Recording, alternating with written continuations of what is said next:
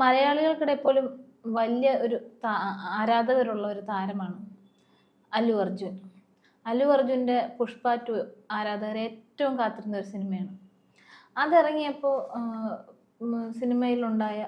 ആ സിനിമയായിട്ട് ബന്ധപ്പെട്ടുണ്ടായ വിവാദങ്ങൾക്കൊന്നും ഇന്നും ഒരു അറുതിയില്ല. ഇന്നും കൂടി വന്നൊരു വാർത്തയാണ് അല്ലു അർജുൻ ഒരു ആദ്യ സിനിമ ഇറങ്ങിയപ്പോഴത്തേക്കും പുഷ്പ 2 അപകടത്തിൽ ഒരു യുവതി മരിച്ചതും അവരുടെ മകന് പരിക്കേറ്റതുമായിട്ടുള്ള വാർത്തയായിട്ട് ബന്ധപ്പെട്ട് ഇന്നൊരു അപ്ഡേഷൻ ഉണ്ടായിട്ടുണ്ട്. അതിൽ പറയുന്നത് വെച്ചാൽ അല്ലു അർജുൻ ആ കുട്ടിയെ കാണാൻ പോയി എന്നുള്ളതാണ്. ഇത് ശരിക്കും പറഞ്ഞാൽ ഇതിൽ രാഷ്ട്രീയമുണ്ടോ, അതോ സിനിമ രാഷ്ട്രീയം മാത്രമേ ഉള്ളൂ?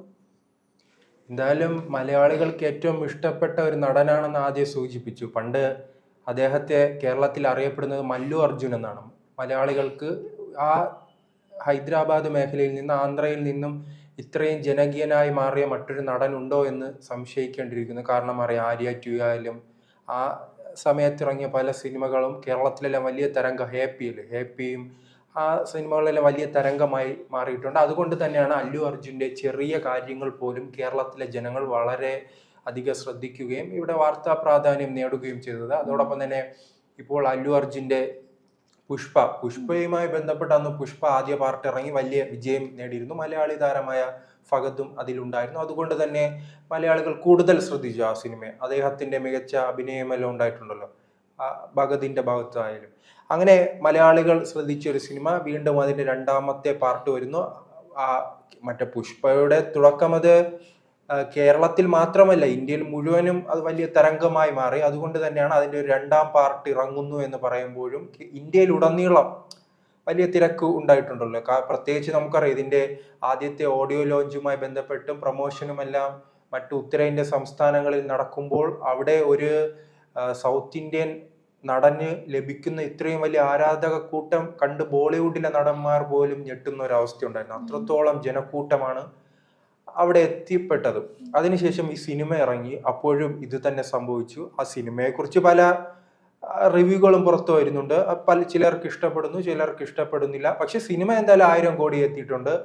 അതിനാൽ തന്നെ തുടക്ക സമയങ്ങളിൽ ഈ പ്രൊമോഷനുമായി ബന്ധപ്പെട്ട് അദ്ദേഹം ഒരു തിയേറ്ററിൽ പോകുന്നു, ഹൈദരാബാദിലെ ഒരു തിയേറ്ററിൽ എത്തുന്നു. ആ തിയേറ്ററിൽ സിനിമ കാണും മുമ്പ് ഈ ആരാധകരെ അഭിവാദ്യം ചെയ്യാനായി അദ്ദേഹം കാറിന്റെ മുകളിലേക്ക് കയറുകയാണ്.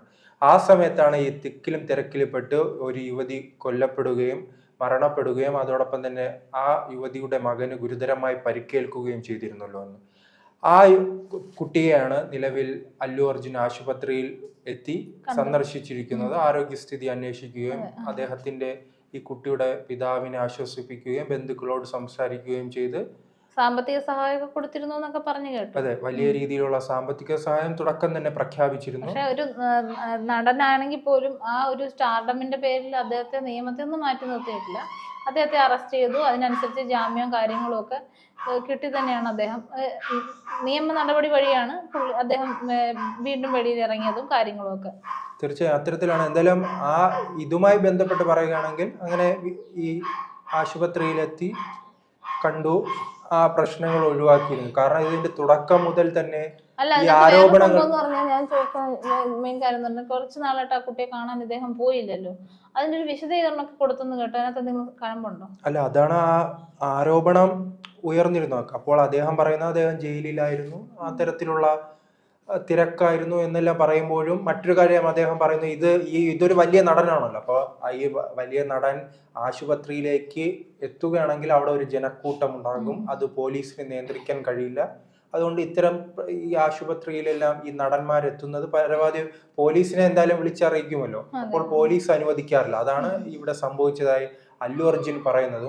പിന്നീട് ഞാൻ മറ്റൊരു ചോദ്യത്തിലേക്ക് ആദ്യം ചോദിച്ചിരുന്ന രാഷ്ട്രീയവുമായി ബന്ധപ്പെട്ടാണ് ഇത് മറ്റൊരു തരത്തിൽ അവിടെ ഈ വിഷയം വളർന്നു പന്തലിച്ചത്. കാരണം അവിടുത്തെ ഒരു കോൺഗ്രസ് സർക്കാരാണ് അധികാരത്തിൽ ഇരിക്കുന്നത്. രേവന്ത് റെഡ്ഡിയുമായി ബന്ധപ്പെട്ടാണ് അദ്ദേഹത്തിന്റെ അധികാരവുമായി അദ്ദേഹം മുന്നോട്ട് പോകുന്നത്. മറ്റൊരു കാര്യം, ഇതിൻ്റെ തുടക്കത്തിൽ അദ്ദേഹം ഈ സൗത്ത് ഇന്ത്യയിൽ തന്നെ ഏറ്റവും ഫേമസ് ആയ ഒരു നടനെ വീട് വളഞ്ഞ് അറസ്റ്റ് ചെയ്തത് ആ കോൺഗ്രസ് സർക്കാരിന് വലിയ തിരിച്ചടി ഉണ്ടാക്കിയിട്ടുണ്ടായിരുന്നു. കാരണം അദ്ദേഹം അഴിമതി ചെയ്തിട്ടില്ല, മറിച്ചൊരു പീഡന കേസിൽ പ്രതിയല്ല.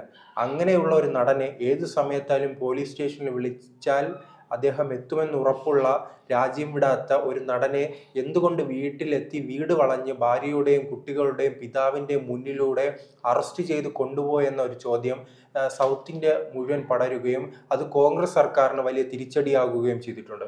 ആ പശ്ചാത്തലത്തിലായിരുന്നു പിന്നീട് കോൺഗ്രസിന്റെ നേതാക്കൾ ഇത്തരം ഈ അല്ലു അർജുനുമായി ബന്ധപ്പെട്ട് ഈ അറസ്റ്റുമായി ബന്ധപ്പെട്ട ചർച്ചകളിൽ പങ്കെടുക്കാൻ പോകരുതെന്നും ഈ അറസ്റ്റുമായി ബന്ധപ്പെട്ട് അനാവശ്യ വിവാദങ്ങളോ പ്രസ്താവനയോ കോൺഗ്രസിന്റെ നേതാക്കൾ നടത്താൻ പാടില്ലെന്നും കോൺഗ്രസിന്റെ സംസ്ഥാന നേതൃത്വവും മുതിർന്ന നേതാക്കൾ ആവശ്യപ്പെട്ടിരുന്നു. ആ പശ്ചാത്തലത്തിലായിരുന്നു പിന്നീട് അവർ ആ പ്രതികരണത്തിനൊന്നും തയ്യാറായിട്ടില്ല. അതോടൊപ്പം തന്നെ മറ്റൊരു കാര്യം, മുൻ ചോദ്യത്തിലേക്ക് തന്നെ വരികയാണെങ്കിൽ, മുഖ്യമന്ത്രിയുടെ ഭാഗത്ത് നിന്നാണ് ഇത്രയും വലിയ വിമർശനം ഉണ്ടായത്. കാരണം പ്രധാനമായി ഇങ്ങനെ ഒരു അറസ്റ്റിന് പിന്നെ രേവന്ത് റെഡ്ഡിയുടെ ഒരു വൈരാഗ്യമാണ് ഇത്തരം ഒരു അറസ്റ്റിലേക്ക് അല്ല, കാരണം ഈ കഴിഞ്ഞ നിയമസഭാ തെരഞ്ഞെടുപ്പുമായി ബന്ധപ്പെട്ട് അദ്ദേഹം മറ്റു പാർട്ടികൾക്ക് വേണ്ടി, കാരണം OSR കോൺഗ്രസിനും മറ്റൊരു TDPക്കും ഉൾപ്പെടെയുള്ളവർക്ക് തെലങ്കാനയിലും ആന്ധ്രാപ്രദേശിലും എല്ലാം എത്തി പ്രചരണം നടത്തിയിരുന്നു. എന്നാൽ കോൺഗ്രസ് അദ്ദേഹത്തിനെ പ്രചരണത്തിന് വിളിച്ചെങ്കിലും അദ്ദേഹം എത്തിയിട്ടില്ല. അത് രാഷ്ട്രീയപരമായ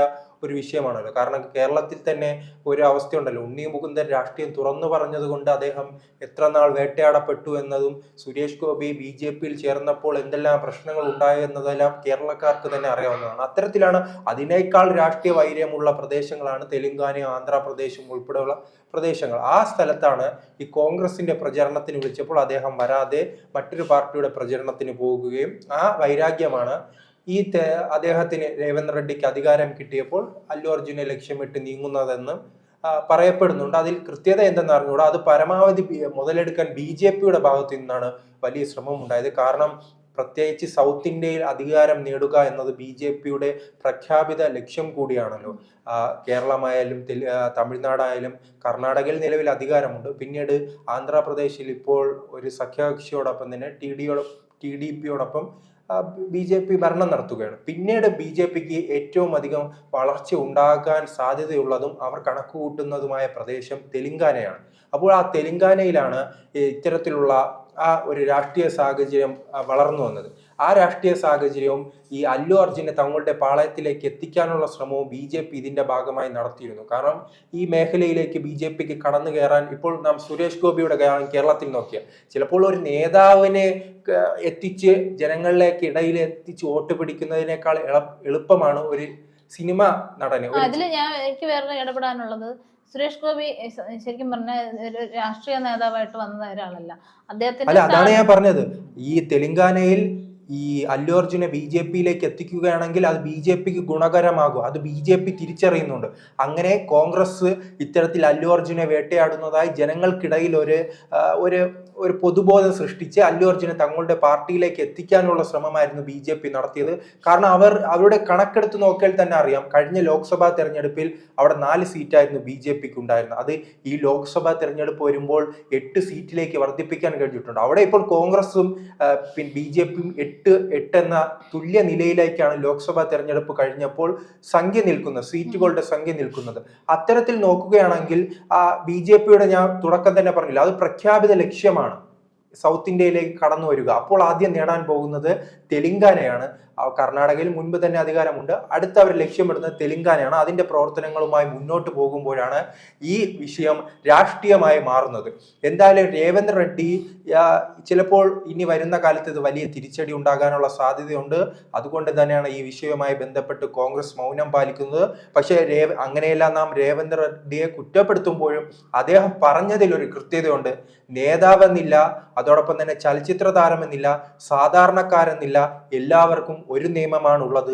അത് കുറ്റം ചെയ്യുന്ന ആൾ ആ നിയമം അനുഭവിക്കുക തന്നെ ചെയ്യുക. എല്ലാവർക്കും തുല്യ നിയമമാണ്. അങ്ങനെ ഇതിലൊരു വ്യത്യാസമില്ല എന്ന് പറയുന്നു. അദ്ദേഹത്തിന്റെ ഭാഗത്ത് ഒരു കുറ്റം ചാർത്തി അതിന്റെ ഫലമായി അദ്ദേഹത്തെ ജയിലിൽ അടച്ചു. അതിൽ വേറെ വിട്ടുവീഴ്ചയില്ലെന്നാണ് രേവന്ത് റെഡ്ഡിയുടെ പ്രതികരണം.